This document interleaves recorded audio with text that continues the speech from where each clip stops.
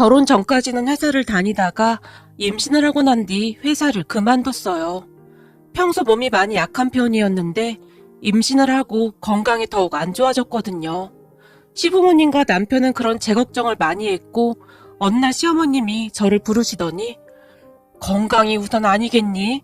네가 그동안 회사 다닌 건 많이 아깝겠지만 우리 생각에는 네가 회사를 그만뒀으면 좋겠구나.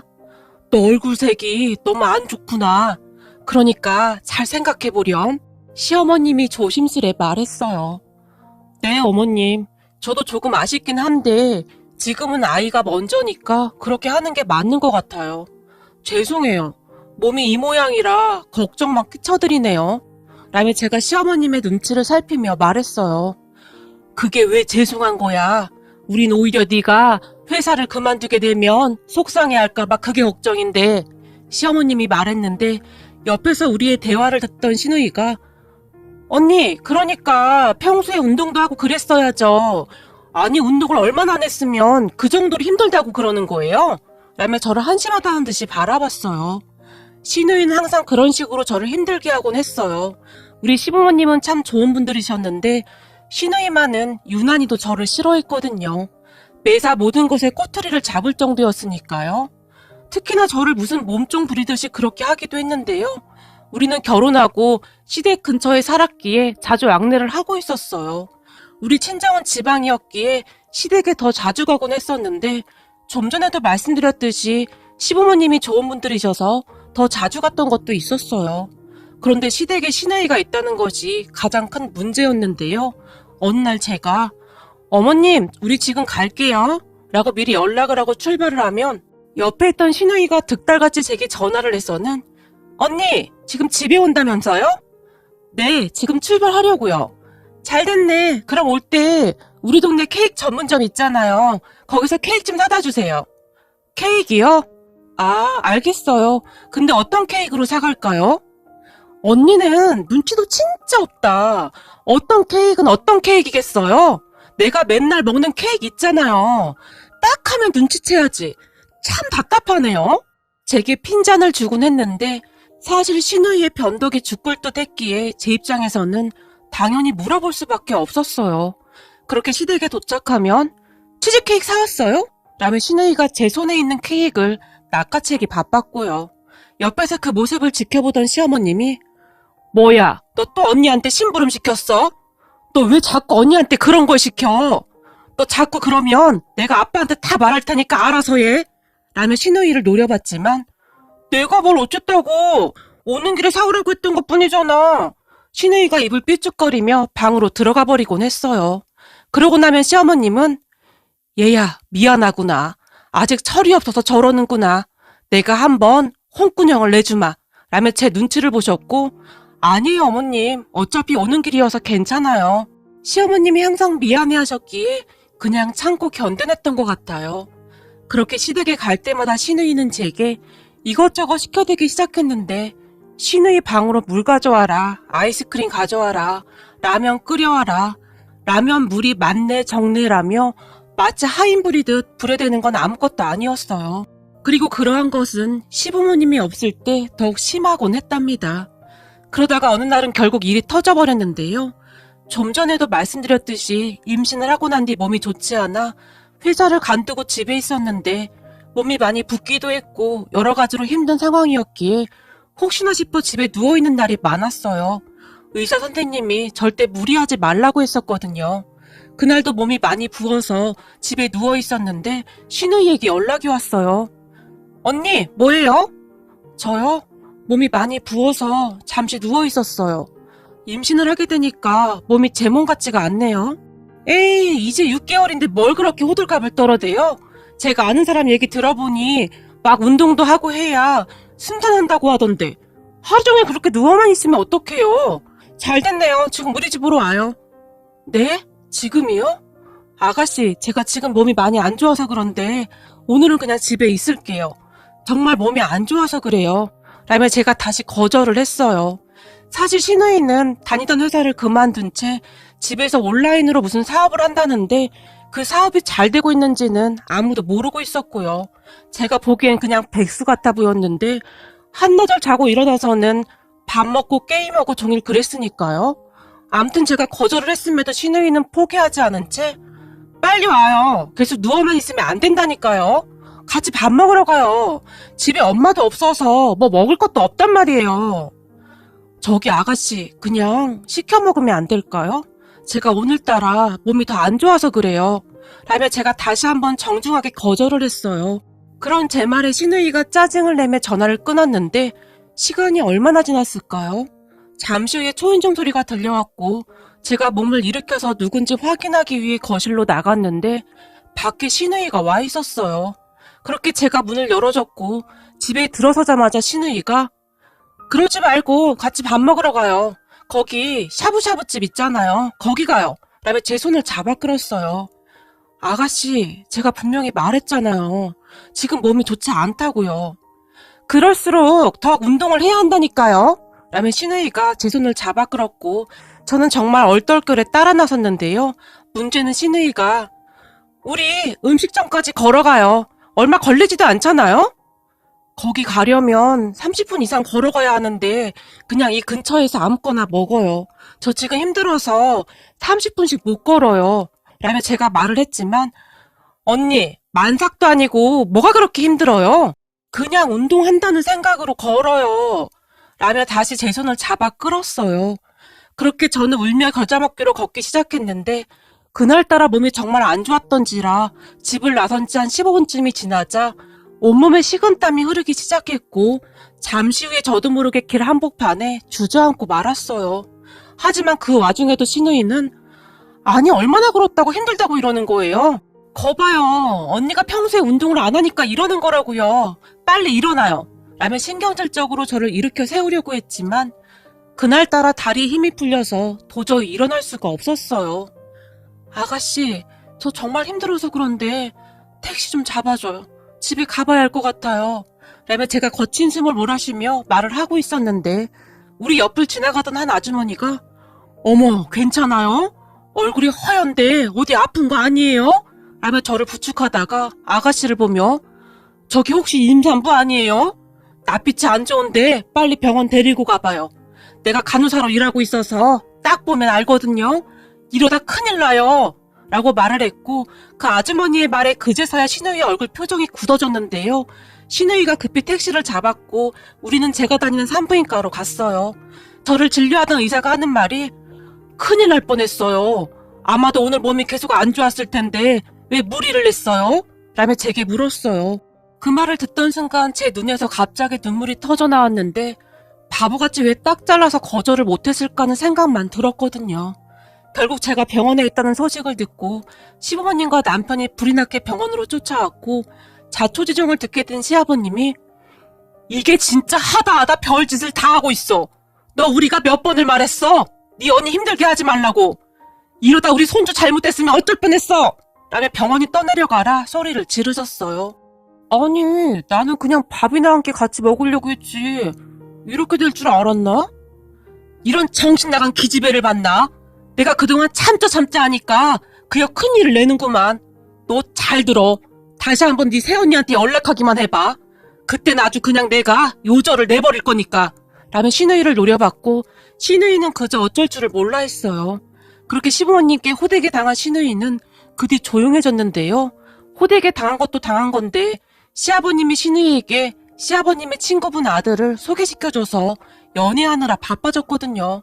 시아버님의 말씀에 따르면 어느 날 친구분과 술을 드시다가 서로의 자녀들을 연결해주자고 농담으로 말했던 것을 시작으로 신우이가 정말로 그 사람을 소개받게 되었는데요. 소개받은 남자, 그러니까 지금은 결혼을 했으니까 고모부죠. 고모부가 마음에 들었던지 하루가 멀다 하고 만나러 다니기 바빴어요. 그러더니 만난 지 1년이 넘어갈 무렵 둘의 결혼 소식이 들려왔고 집안끼리도 다 아는 사이였기에 더욱 빠르게 결혼식이 진행되었어요. 사실 신우이의 결혼 소식에 제가 제일 기쁠 수밖에 없었는데요. 이제는 자주 얼굴 볼 일이 없어서 다행이다 싶을 정도였으니까요. 그렇게 신우이는 결혼을 했고 시댁에서 1시간가량 떨어진 곳에 신혼집을 구해서 살게 되었어요. 그런데 결혼하고 얼마 뒤부터 신우이가 울며불며 시어머님에게 전화를 해대기 시작했는데요. 이유는 결혼한 고모부의 누나가 시누이를 그렇게 힘들게 한다는 이야기였는데 뭐 시댁에 행사가 있어서 가게 되면 손 하나 까딱하지 않고 시누이만 부려먹는다 뭐 그런 이야기들이었어요. 우리 부부가 시댁에 간 어느 날 시어머님과 시누이가 통화를 하는 내용을 들을 수가 있었는데요.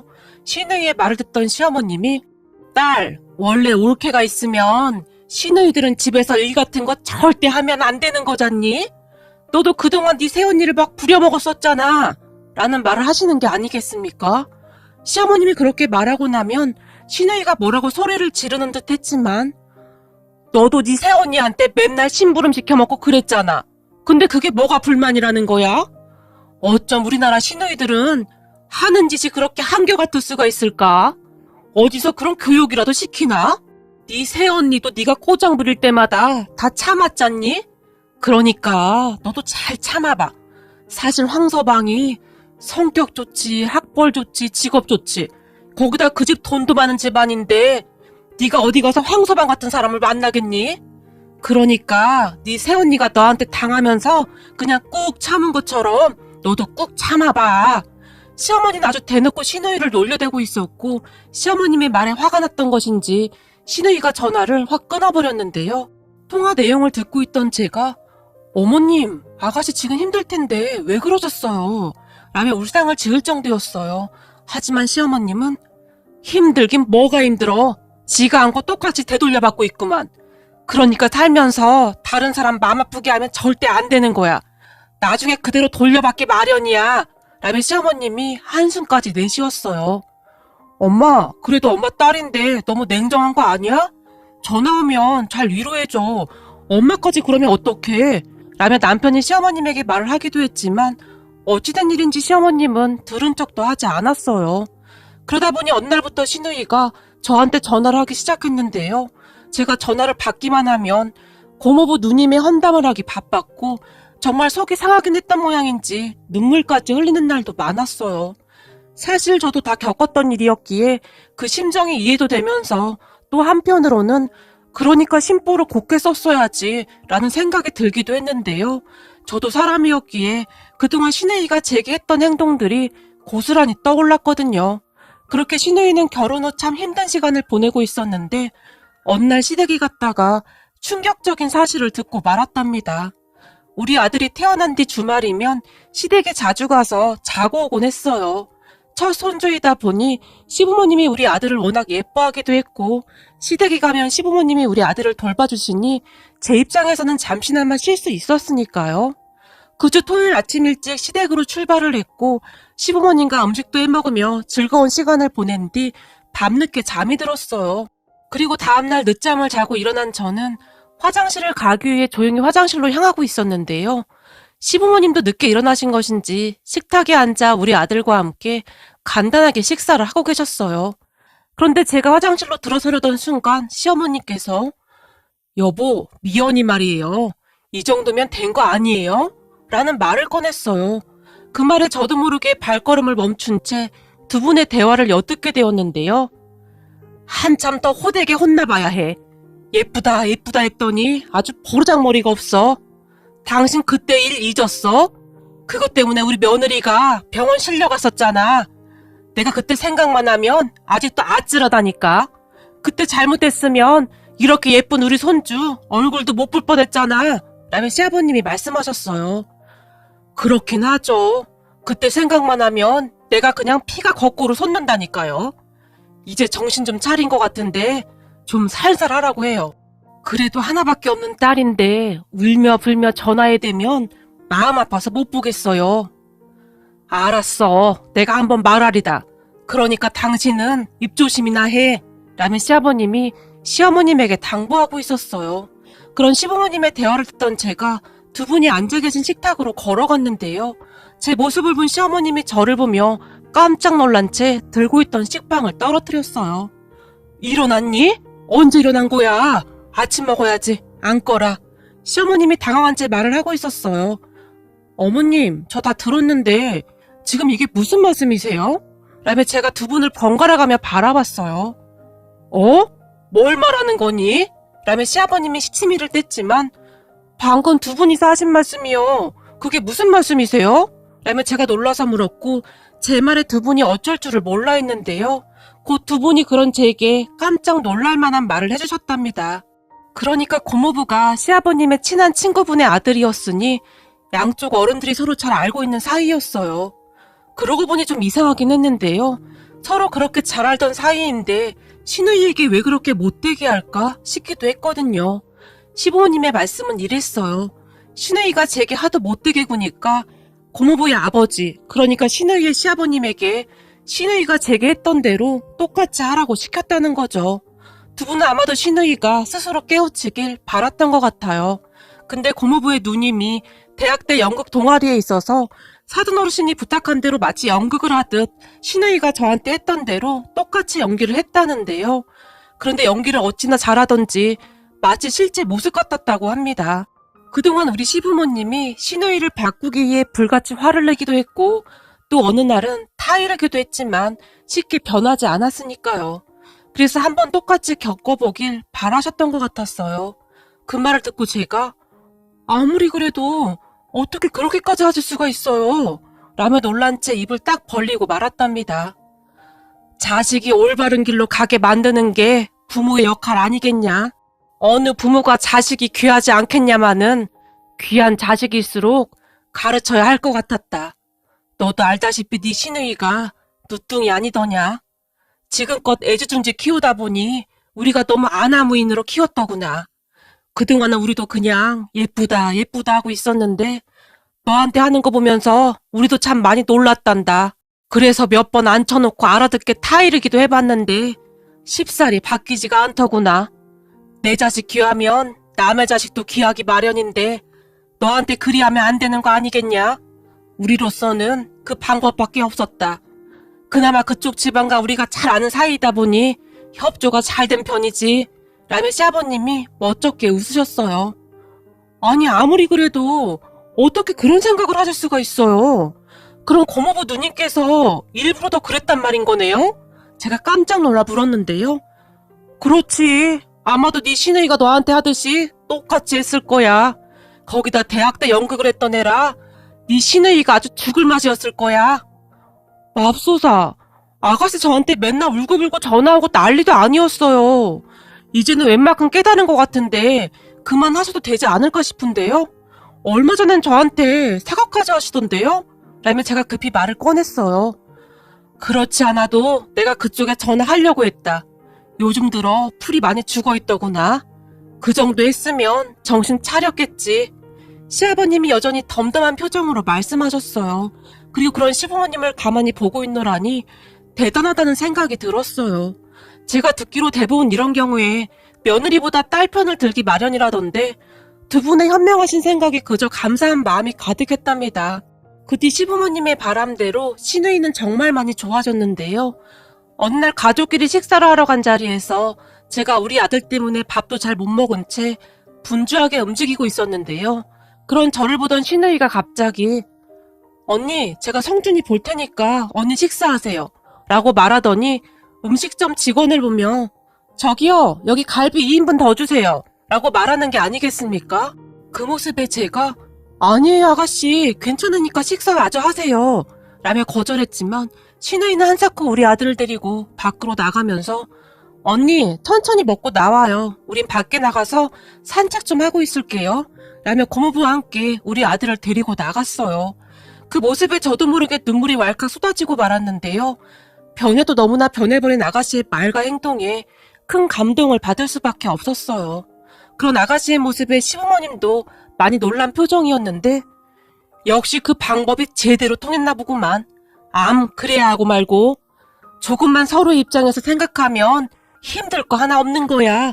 라며 시아버님이 큰 소리로 웃으셨으니까요.